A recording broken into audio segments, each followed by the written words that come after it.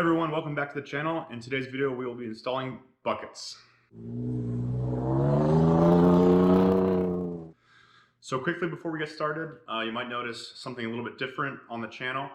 And I decided I'm going to try to improve the cinematography a little bit. So I'll be using a tripod more often. So hopefully it makes things a little bit better. So anyway, on to shock buckets. What we have here is a shock bucket from Camburg.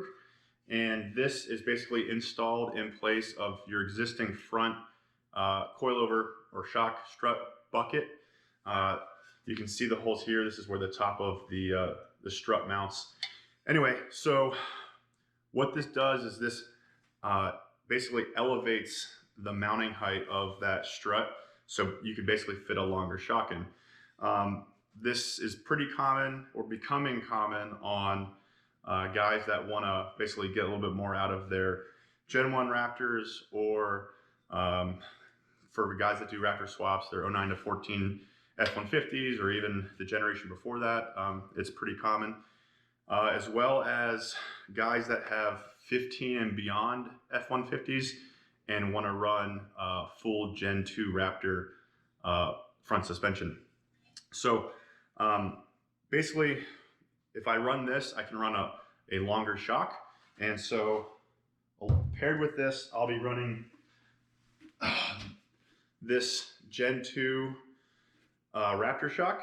And so this is longer than original, but one of the big gains is in the diameter. This is a 3-inch shock, while the OEM Gen 1 Raptor shock was only 2.5 inches. This one I got from it got used. Obviously, you can see all the nice dirt on here, and it has iBox springs on it. And I'll kind of get into that in a little bit, or at the end of the video perhaps. And they're powder coated, which is a good look. I got these for a steal, so I couldn't pass them up. Okay, so I kind of want to go over the different options you have with this mod, or at least different manufacturers you can go with. Yes, I guess of course you could make this yourself. It's just steel that's bent and welded, but all the dimensions are already done for you, and all the hard work and engineering is done. So it's going to save you a lot of time, and probably, unless you're super skilled, be a finer product than definitely me doing it on my own. So the two companies you get this from, I already mentioned I got these from Camburg. I'll get into that in a second on why I chose to do that. The other company is Krazy House Customs. I think the prices are fairly similar for each manufacturer. I decided to go with Camburg for a couple reasons. One, I like kind of like the subtle finish here. It's very OEM looking, very clean and simple.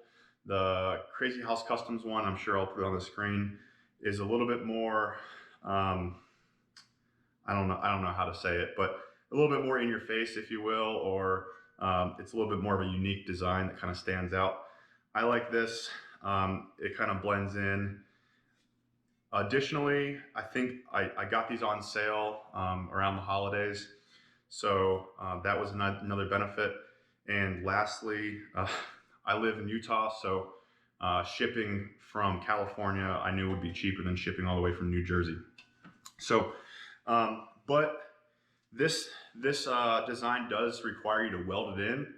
Camburg recommends a professional shop to do it, but I'm gonna send it and we'll see what happens. I think it'll be all right, to be honest. The Krazy House Customs kit, the KHC kit, you can install with just bolts. So some guys like that, some guys don't. It's definitely easier for someone that doesn't know how to weld or doesn't have a lot of experience with welding. And also, because you're not welding the KHC unit in, they can come powder coated in a bunch of different colors. So if you're into that, you want something that pops, that's a good option too. I like the welding option, and I like this look better. So that, in combination with, like I said, the price overall I got it for, I think that's going to work out nicely. Okay, so I've already done a bunch of work, and I got everything basically cleared out that I'm going to get out of the way for this. What I'm going to do next is basically mark out where I want to cut to get this old bucket at least partially out of the way, and then we'll go from there. Okay, so I got my markings in. You can see I kind of marked along that seam in the back. We kind of drew this out over here on this side. Yeah, so basically what I did was I kind of just went until I could tell that the bucket was kind of curving in. So made a line here and then all the way down to the bottom here, basically at the corner, because this side starts the rear side of the bucket, towards the rear of the vehicle, starts to curve in pretty early. The front the front side of the vehicle seems to be a little bit flatter, longer, but I still kind of end up taking it to the corner just for consistency. And as you can see in there, got it all marked up. Once I make the initial cuts, I'll probably clean it up and kind of round some corners and stuff like that.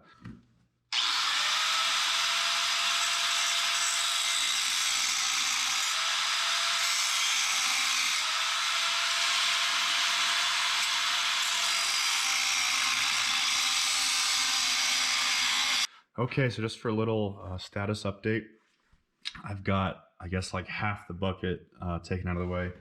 Basically cut off this portion here. I kind of went over the top of the bucket there to kind of get it out of the way. And so with that out of the way, and with that little cup out of the way, I think I can get an angle grinder in here and do this horizontal cut. It's gonna be a little challenging. I'm a little worried about sparks and stuff in the engine bay, so I might go grab the welding blanket, kind of tuck it in there and try to protect stuff. Just be mindful when you're doing this of all these hoses and cables and everything like that, and lines. They would be very easy to cut if you're not paying attention. So yeah, basically I used angle grinder for the vast majority of this cut. It was pretty easy to get in there. There's enough room inside the bucket. And then there's a weird angle that I had to use a Sawzall just to kind of cut this corner a little bit. So like I said, be careful, and on to the next portion of this. Okay, so just one more thing before I cut the rest of this off. I just happened to check, and I'm really glad I did, behind the bucket, and there's a bunch of brake lines back here. They dip down almost, it seems like they follow like a pattern. It's kind of like this, where they're high and then they dip low and get out of the way. So this is a 2013 F-150, and it happens to have the 3.5 liter EcoBoost. I assume the brake situation, ABS situation, is gonna be similar on all these trucks, but check, yours might be a little bit different. So I think I'm gonna start cutting over here on this side. And then once I get to here, about halfway, I can tell it's definitely clear here, but then I'll kind of feel and check and kind of gauge where this line is getting me, and I might have to cut a little higher or something like that. So yeah, just gonna have to kind of play it by ear, and just be careful. Like I said, watch those lines. Okay, we have some success so far. Basically, I used the angle grinder as much as I could, the cutoff wheel, and used a Sawzall for the rest of it. As you can see, you get the light over here. I just went a little high on this side. I could, honestly, like, probably take this down like a 1/4 inch or so. I'll just do that with a flap disc here, kind of fine tune it, clean it up. I need to clean all this up. I already did a test fit with the buckets, and it's pretty much there. But I noticed that I'm probably gonna have to maybe reshape these edges here in order to get a ton of weld. I don't know, surface area, I don't know what the right word would be. But I think I need to take this angle back a little bit more perhaps. But yeah, we're close, and I think it's just gonna be fine tuning from here. Okay, the bucket fits. As you can see, I've got, I guess those are the upper control arm bolts temporarily in, just to ensure that fitment is correct. I will have these bolts in when I'm welding to make sure, basically guarantee that it's in the right spot. Let's see. So yeah, I got the edge kind of shaved over here in a way where I can get a nice bead in. Same thing over here. And I am gonna have to look up, basically, this shadow is gonna get weird, so sorry. Makes it look really ominous. So I'm gonna have to look at how they weld this stuff in here. Camburg, and this is a criticism I have of their kit, they don't have any like installation instructions. So they do have a couple of videos that they did on Facebook, really just showing off the product, not even explaining how to do it. But I'm gonna hop on there and kind of see how they welded this up. Anyway, so next thing I did is I already cleaned all this up, at least as best I could. I'm gonna clean it up with some rubbing alcohol or acetone and get all the dirt out of here. And the next thing I'm gonna do is I'm gonna put a coat of Steel It on all of this. So basically just as a weld through primer, I'm using it that way. So that way when I put the buckets in and then weld all the outside seams, any metal that was kind of in between here has a nice coating on it. And additionally, like one thing I did was I grinded back, and because I knew this part of the metal on the inside, even though the weld is going to go on the outside. So that's the part that matters for cleanliness. But for here, all of this coating is going to burn, all this like OEM powder coating or whatever it is. That's all going to burn. So I figured I'd grind it back, put some Steel It on it, and try to make this all like be as rust proof as possible. There is a weld. Let's see, I have a bucket here. Let's look at this. So as you can see, there's this kind of like U cut out here, which all the videos I've seen and pictures from Camburg, they weld down here, all up in here, and I think they do all these plug welds as well. So what that means up here is that all of this back surface has to be kind of clean, and you're going to do this weld all the way under, kind of up here and down. So you're going to have this kind of like air gap behind this. So what I'm going to do is after I get this all welded in place, I'm going to put some seam sealer back here just to make sure no moisture gets in and doesn't rust it from the inside out.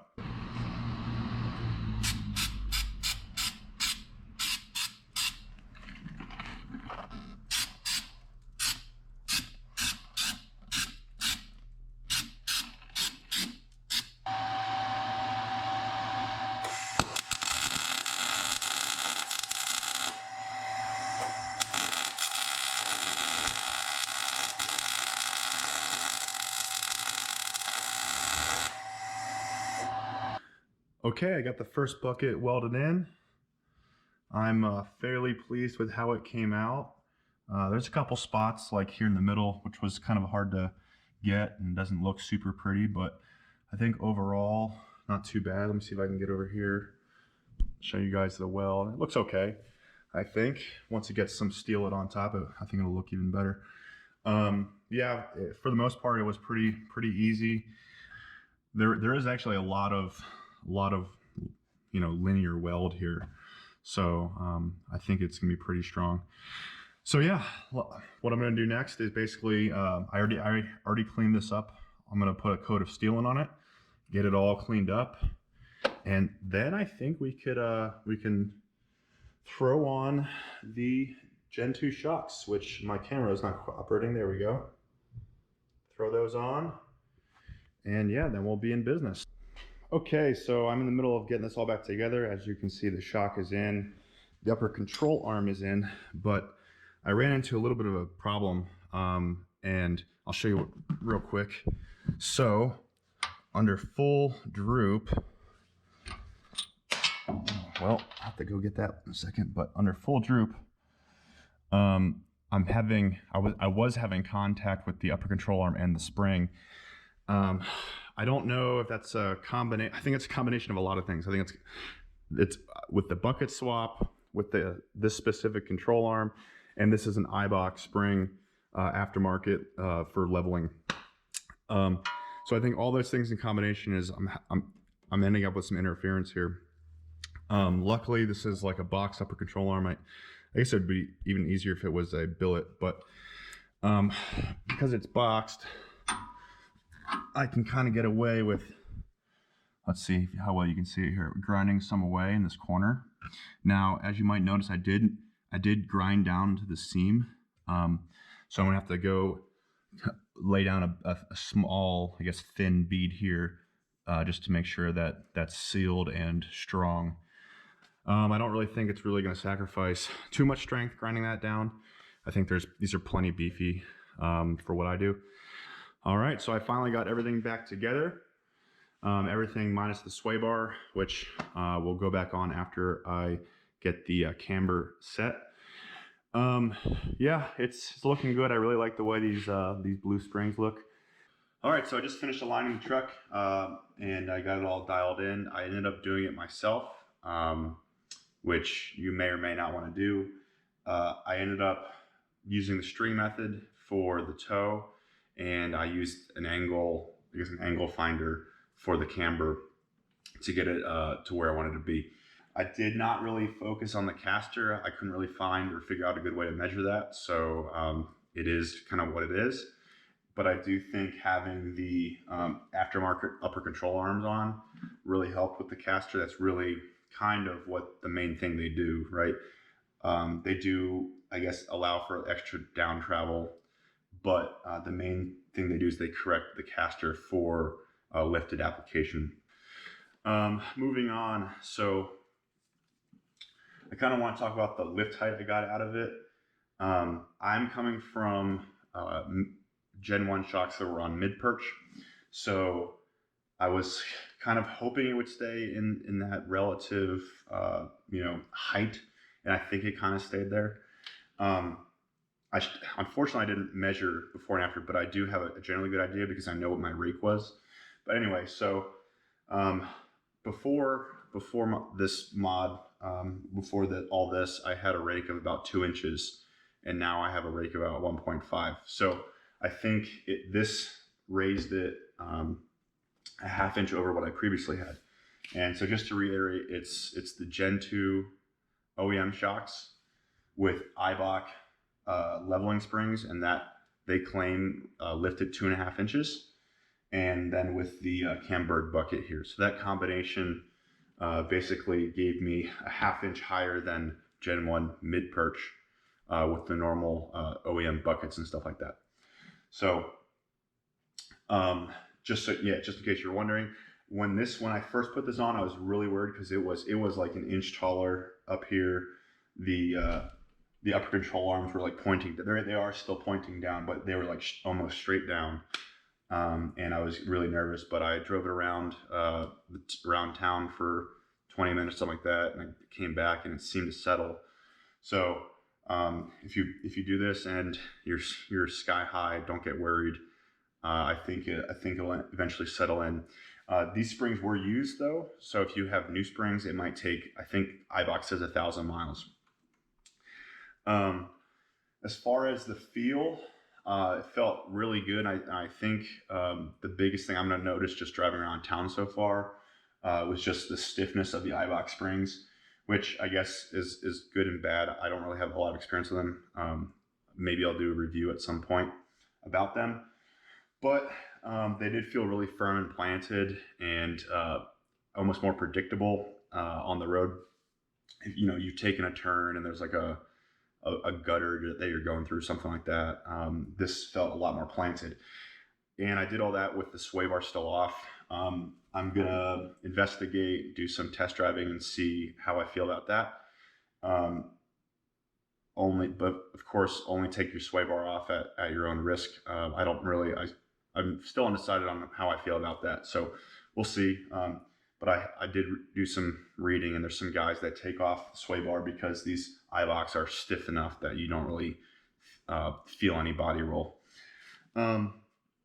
So yeah, I'm pretty excited about how they felt, and I'm excited to get this setup out in the dirt and see how it performs. So just in closing, the whole reason you do this, and if I didn't say it at the beginning, I'll say it now. The whole reason you do this is because this is like the cheapest way to get 3-inch shocks onto your, I guess it'd be Gen 1 F-150, Gen 1 Raptor or your F-150 if you're doing like some sort of swap. You can get the OEM Gen 2 takeoffs for relatively cheap, and then you just have to buy buckets. So that could be a third of the price of aftermarket 3-inch shocks, or something around there. So it is definitely a cheaper option. I would recommend getting upper control arms to go with it, like I talked about, to fix the caster. As overall, on the process and the fitment, I thought the Camburg buckets went in fairly well. There was, like I said, you had to do some little finagling to get everything to fit right, and you're probably going to do some clamps to hold things in place with a little bit of pressure on them while you slide your upper control arm bolts through. But like I said, really no issues there. You will need to weld it, so if that's not really something you can do, you might want to go look at KHC. I have heard that their fitment is not as good though. So yeah, so I'm really happy with how it turned out, and I'm excited to go test it. And maybe we'll see on an upcoming video any follow-up on this. So, all right, well guys, thanks for watching, and let me know if you have any questions.